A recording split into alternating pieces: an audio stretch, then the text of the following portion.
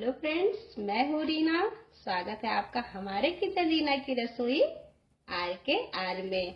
आज हम बना रहे हैं आप सबके लिए बहुत ही स्पेशल थाली, जो कि उपवास की थाली है। तो चलिए लेते हैं रेसिपी कैसे बनती है। अगर आप हमारे चैनल पे नए हैं और अभी तक आपने हमारे चैनल को सब्सक्राइब नहीं किया है तो सब्सक्राइब कर लीजिएगा। बेल आइकन को जरूर से जरूर प्रेस कर दीजिएगा ताकि हमारी आने वाली वीडियो की नोटिफिकेशन आपको मिल जाए और आप हमारा वीडियो देख सकें। और वीडियो अच्छी लगे तो लाइक जरूर कर दीजिएगा। अपनी फैमिली और फ्रेंड्स में इनको शेयर करना मत भूलिएगा। आज का रायता बनाने के लिए सबसे पहले तो हम ले लेते हैं लौकी। लौकी को हमने छील लिया, छील के इनको अच्छे से काट लिया है। बहुत बड़े टुकड़े नहीं है और बहुत छोटे टुकड़े भी नहीं हैं। तो बस इनको हमने काट के अच्छे से धुल लिया है। अब इनको हम डाल देते हैं प्रेशर कुकर में। ले लेते हैं प्रेशर कुकर और इनमें जो हमने लौकी काट के रखी थी ना, बस उनको हम डाल देते हैं। ये बहुत सिंपल तरीके से रायता है और बहुत ही टेस्टी लगता है। ना ही आपको इनको कद्दूकस करने की ज़रूरत है और ना ही बहुत मेहनत करने की ज़रूरत है। तो बस सारे लौकी को हम इनमें डाल देते हैं। तो लीजिए, सारी लौकी को हमने इनमें डाल दिया है। अब इनमें हम डाल देते हैं थोड़ा सा पानी। पानी की मात्रा ज़्यादा नहीं रहेगी क्योंकि लौकी ऑलरेडी पानी छोड़ती है। तो बस ये जले ना, हमें इतना ही पानी इनमें डालना है। तो बस इनमें हमें अभी कुछ भी नहीं डालना है। बस इनका ढक्कन लगा के इनको रख देना है मीडियम आंच पे 1 से 2 सीटी आने तक के लिए। जब तक कि लौकी पक रही है तब तक हम कर लेते हैं रायते के मसाले की तैयारी। हम ले लेते हैं अदरक। तो ये उपवास के लिए बना रहे हैं इसलिए हम अदरक का यूज कर रहे हैं। अगर आप उपवास के लिए नहीं बना रहे हैं, नॉर्मली आप चावल के साथ डेली यूज में खाना चाहते हैं, तो आप इनमें 2 से 3 लहसुन का यूज आप कर सकते हैं। तो उसमें अदरक डालने की कोई ज़रूरत नहीं है। आप हरी मिर्ची और लहसुन को कूट के उसमें डाल सकते हैं। अब इनमें हम डाल देते हैं थोड़ा सा नमक। नमक डालने से ये जल्दी से पिस जाते हैं। तो बस इनको हमें कूटना नहीं है, इनका एक हमें पेस्ट तैयार करना है।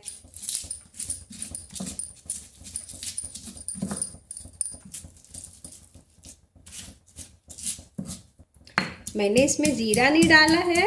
अगर आपके पास जीरा पाउडर है तो ठीक है, नहीं तो आप जीरा को थोड़ा सा तवे पे भून लीजिए। उसके बाद इनमें जीरा को डाल के पीस लीजिए तो आपका पाउडर तैयार हो जाएगा। मेरे पास भुना हुआ जीरा का पाउडर रखा है इसलिए मैं इनमें नहीं डाल रही हूँ। तो बस इनको ऐसे हम पीस लेते हैं।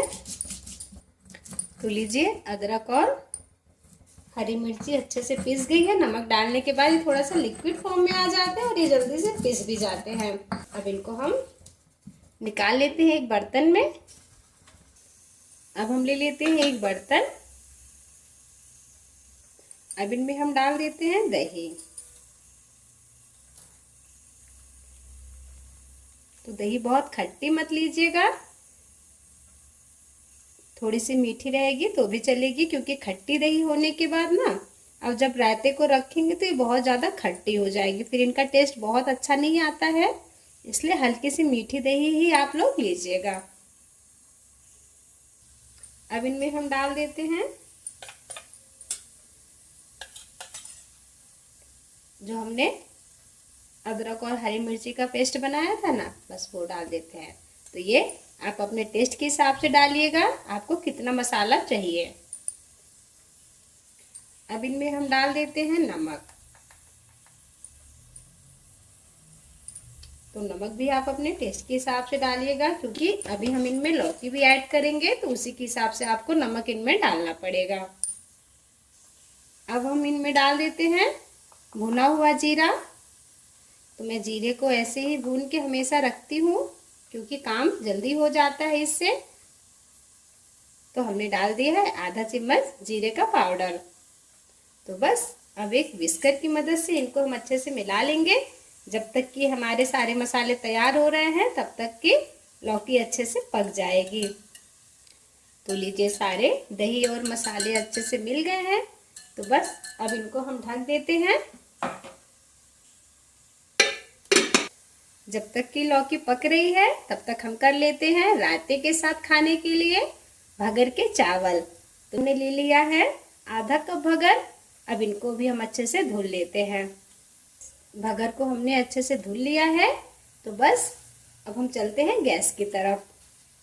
भगर बनाने के लिए अब हमें ले लेना है एक पैन और उनमें हमें डाल देना है पानी। तो इनमें कोई तेल का यूज नहीं करना है कि भगर को हमें आगे भूनना है, कुछ नहीं। तो हमें पानी कितना यूज करना है, हमने लिया था आधा कप भगर, तो 1.5 कप पानी हमें इनमें डालना है। इनमें उबाल आने देंगे। अब इनमें हम डाल देते हैं नमक। तो नमक डालना जरूरी है, नहीं तो भगर का स्वाद अच्छा नहीं आएगा। तो लीजिए पानी में उबाल आने लगा है, तो अब हम डाल देते हैं जो हमने भगर को धुल के रखा था। गर्म पानी में आप डालेंगे तो ये बहुत जल्दी पक जाता है। तो बस भगर को हमें ऐसे डाल के चला लेना है और इनको हमें ढक देना है मीडियम आंच पे। तो इनको हमें ढक देना है मीडियम आंच पे। तो देखिए इनमें अच्छा उबाल आ रहा है, तो एक बार इनका हम ढक्कन हटा के इनको हम चला लेते हैं। तो अभी पानी की क्वांटिटी परफेक्ट है। अब इनको हम फिर से ढक देते हैं, क्योंकि अभी पका नहीं है, तो इनको अच्छे से पकने देते हैं। तो इनका ढक्कन हटा के हम एक बार फिर से चेक कर लेते हैं। तो लीजिए पानी अच्छे से सूख गया है। तो अभी हम एक बार भगर को उठाते हैं और चेक कर लेते हैं। तो देखिए अभी भगर अच्छे से पका हुआ नहीं है, थोड़े से इनमें ना अंदर में छोटा सा एक कड़ है जो कि अभी कच्चा है। तो हम करेंगे क्या, इनको हम थोड़ी देर के लिए और ढक देते हैं।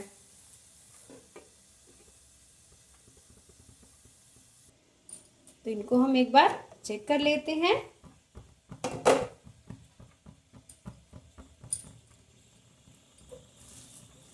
तो ये अच्छे से पक गए हैं और इनमें पानी की भी क्वांटिटी परफेक्ट है। तो बस हमें ऐसे ही इन्हें पका लेना है। इनको बहुत सूखा नहीं करना है, बहुत सूखा करने से ये बहुत टाइट हो जाते हैं और ये बाद में अच्छे भी नहीं लगते हैं। तो हम बस ऐसे ही उठा के एक बार चेक कर लेते हैं। देखिए काफ़ी अच्छे से ये प्रेस हो जा रहा है। तो बस अब हम गैस की फ्लेम को बंद कर देते हैं और इनमें हम डाल देते हैं थोड़ी सी धनिया पत्ती।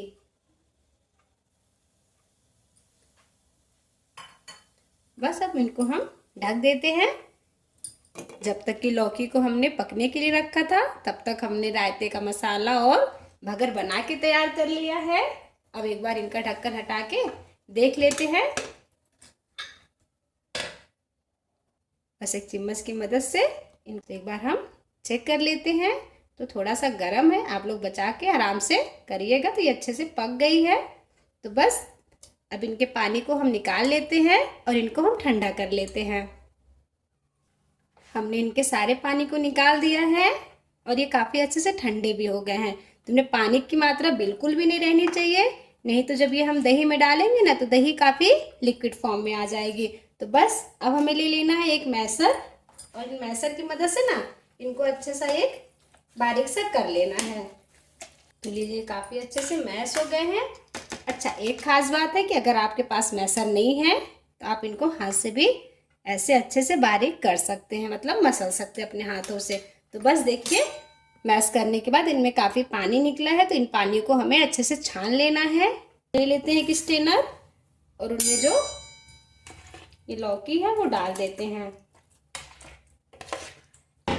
बस इनको हम ऐसे स्ट्रेनर को उठा लेते हैं और ऐसे एक चम्मच की मदद से इनको हम अच्छे से प्रेस कर देंगे ताकि इनका पानी सारा निकल जाए।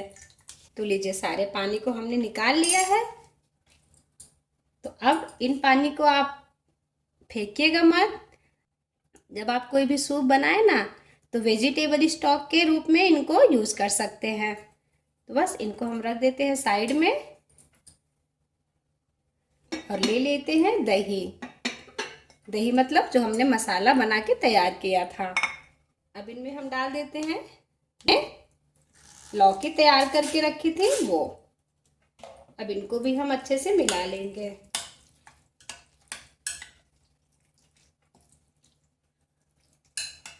एक बार आप ऐसे रायता बना के ट्राई करेंगे ना तो इतना टेस्टी लगता है, आपको लौकी को कद्दूकस करने की ज़रूरत पड़ेगी ही नहीं। इनकी थिकनेस परफेक्ट होती है, दही और लौकी सब एक में अच्छे से मिल जाते हैं। तो लीजिए लौकी और दही अच्छे से मिल गई है, तो बस अब इनमें हम डाल देते हैं थोड़ा सा हरा धनिया। तो बस इनको भी हम अच्छे से मिला लेते हैं। तो देखिए 2 मिनट में व्रत का रायता बनके तैयार हो गया है। अब हम निकाल लेते हैं इनको सर्विंग प्लेट में। अब हम ले लेते हैं एक प्लेट और जो हमने भगर बना के रखा था वो डाल देते हैं। अब इनमें हम डाल देते हैं जो हमने रायता बना के रखा था। बस अब इनमें हम थोड़ा सा गार्निश कर लेते हैं हरे धनिया से। तो लीजिए फ्रेंड्स, व्रत की थाली बनके तैयार है। उपास का रायता और भगर के चावल। तो आप भी ऐसे घर में बनाइए, उपास का आनंद लीजिए। और रेसिपी कैसी लगती है हमारे वीडियो पे कमेंट करिए। हमारे चैनल को शेयर और सब्सक्राइब करिए। Thank you, bye.